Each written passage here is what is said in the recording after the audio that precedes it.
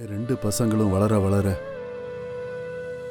எந்த உணர்ச்சியும் இல்லாத மிருகங்களா மாறிட்டானுங்க. இப்படி என் ரெண்டு பசங்களையும் வளர்த்துட்டமேன்னு எனக்கே வருத்தமா இருக்குமா. ரெண்டு பேரும் வீட்டில் இருக்கிற பொம்பளைங்களை அதிகாரம் பண்ணணும்னு நினைக்கிறானுங்க. போக போக இதெல்லாம் சரியாயிடும், ரெண்டு பேரும் இன்னைக்கு திருந்துவானுங்க நாளைக்கு திருந்துவானுங்கன்னு எதிர்பார்த்துக்கிட்டு இருந்தேன். ஆனா அவனுங்க திருந்துற மாதிரி தெரியலம்மா. அவனுங்களால நீ ரொம்ப கஷ்டத்தை அனுபவிச்சுட்டு இருக்கல்லம்மா. அதுக்காக நான் உன்கிட்ட மன்னிப்பு கேட்டுக்கிறேம்மா. ஐயோ என்ன மாமா நீங்க போய் அதெல்லாம் எதுவும் இல்ல மாமா. என் புருஷன் அப்படி என்ன தப்பா சொல்லிட்டாரு? ஒரு பொண்டாட்டி புருஷனை ஜெயிலுக்கு அனுப்புனா யாருதான் மன்னிப்பாங்க சொல்லுங்க? என்ன பொறுத்த வரைக்கும் என் மாமா நான் செஞ்ச தவறுக்கு தான் தண்டனை கொடுத்திருக்காரே தவிர மத்தபடி என்ன நல்லதானே பாத்துக்கிறாரு. அப்ப நான் பண்ண தப்புக்கு தண்டனை அனுபவிச்சுதானே ஆகணும். அதுக்கு பதிலா நான் அவர் மேல கோவப்படுறது நியாயம் இல்ல. நீங்க இதையெல்லாம் நினைச்சு கவலைப்படாதீங்க மாமா. எனக்கு என் மாமா மேல எந்த வருத்தமும் இல்ல. கூடிய சீக்கிரம் எல்லாம் சரியாயிடும்.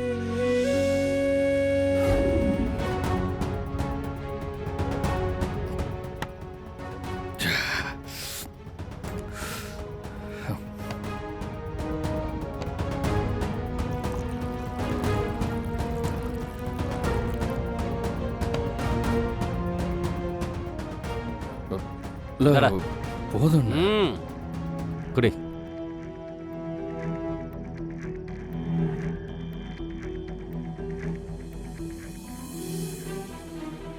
குட்ரா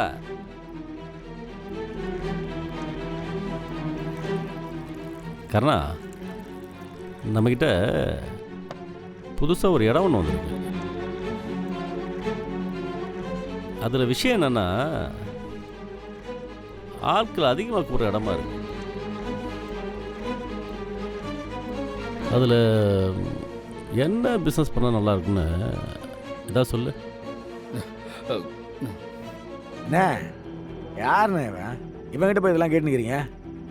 டேய் சும்மாறா கர்ணா, வெளியாலா நம்ம பையடா. நீ எனக்கு எப்படியோ அதே மாதிரி தான் கர்ணா. நீ சொல்டா. ஆளுங்க அதிகமாக கூடுற இடம்னா சூப்பர் மார்க்கெட் மாதிரி ஏதாவது வைக்கலாம்ண்ணே. அது வேணாடா, எப்போதும் அந்த கடையை பார்த்துட்டே இருக்கணும்.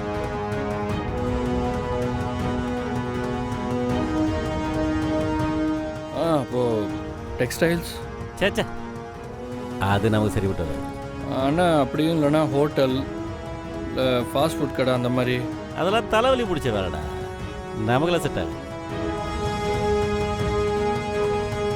காசு போட்டோமா உடனே நம்ம கைக்கு 2 மடங்கா லாபம் வரணும். அந்த மாதிரி ஏதாவது தொழில் இருந்தா சொல்லு.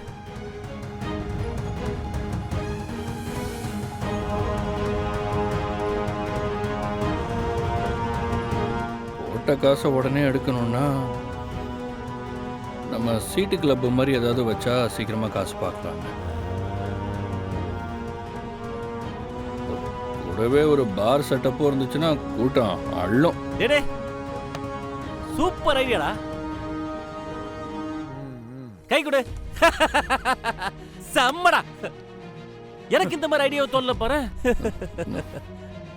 நீ சொன்ன மாதிரி ஒரு கிளப் வச்சு பாரையும் சேர்த்து வச்சனா கலெக்ஷன் பிச்சுக்கும். அதுவும் ஆட்கள் நடமாட்டம் நிறைய இருக்கிறதுனால நம்ம சீக்கிரம் போட்ட காசை எடுத்துடலாம்.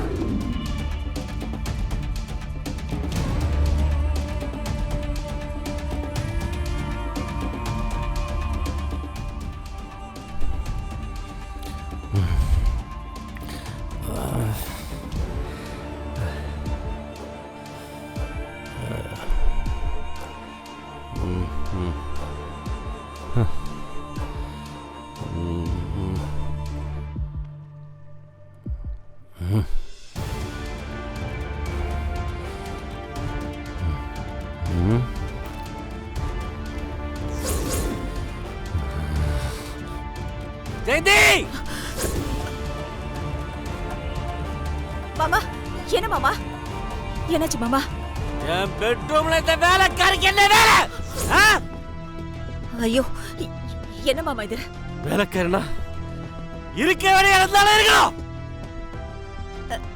என்ன என்ன மாமா? மாமா முதல்ல அவளை இந்த ரூபா விட்டு வெளியே வாசலை.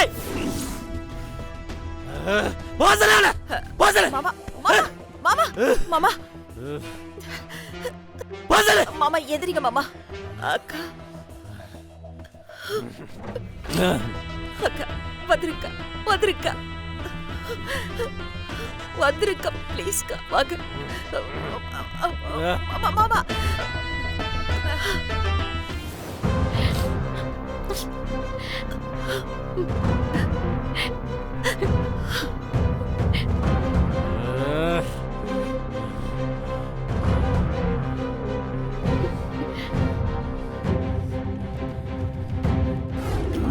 நீ குடிச்சுதான் இருக்க. என்ன சொன்ன? குடிச்சிட்டு தான் வந்திருக்க. கிருபா நான் பாராட்டினார் தெரியுமா? எனக்கு அவ்வளோ சந்தோஷமா இருந்துச்சு. நான் உன்கிட்ட என்ன கேட்டேன், நீ என்ன பதில் சொல்ற? அப்போ நீ குடிச்சிருக்க அப்படிதானே? லைட்டா தான். ஆனா நான் வேணும்லாம் குடிக்கலையே. கிருபானன் தான் குடிக்க சொன்னாரு, அதனால தான் குடிச்சேன்.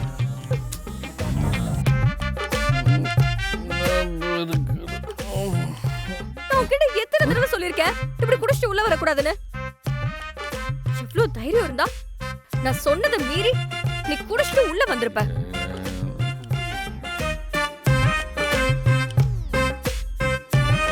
முதல்ல நீ எழுந்துரு, ஒழுங்கு மரியாதை வெளியே போயிரு. ஏய், நான் தான் சொல்றேன்ல, நானா குடிக்கல, கிருபானன் தான் குடிக்க சொன்னாருன்னு. உங்க அண்ணன் என்ன சொன்னாலும் நீ செஞ்சிருவியா? உனக்கு நான் எத்தனை தடவை சொல்றது? எங்க அண்ணன் என்ன சொன்னாலும் நான் செய்வேன். ஏய், எத்தனை தடவை சொல்றது? குடிப்பேன். அவர் விஷத்தை குடிக்க சொன்னாலும் நான் குடிப்பேன். அப்படி இருக்கும்போது என்னை உட்கார வச்சு ஒரு ஐடியா கேட்டிருக்காருன்னா அது எவ்வளோ பெரிய விஷயம். அவருக்கா என்ன வேணாலும் பண்ணலாம். அப்படி என்ன ஐடியா கேட்டார் உங்ககிட்ட? ஆமாம், அதெல்லாம் நீ எதுக்கு விசாரிக்கிற?